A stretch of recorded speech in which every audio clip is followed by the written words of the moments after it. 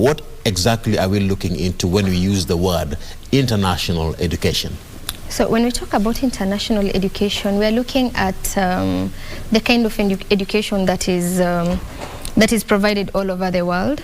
Yeah, that is uniform curriculum or syllabus that is taught all over the world in most countries within the world. Okay. Yes. So as a country, do you feel like we are moving towards that particular direction? Yes, I feel like that. All right. So the CBC, is it different from that? They are not so much different if you compare, because CBC tends to focus on the general well-being of a student, and you know, we don't really focus on how good you are in books. We tend to focus on if you're good in music, you're good in art, you're good in you know, such, different stuff. Yeah.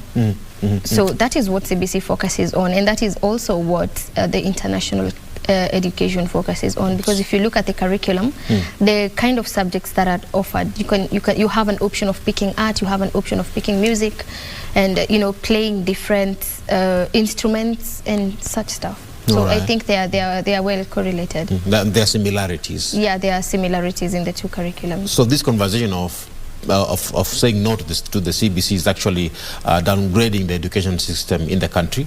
Well, what I feel is CBC was a good decision.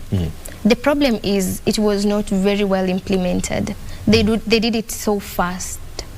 Okay. Yeah, okay. We needed to take time, you know, because if you look at what is happening right now, we're talking about junior secondary, yeah?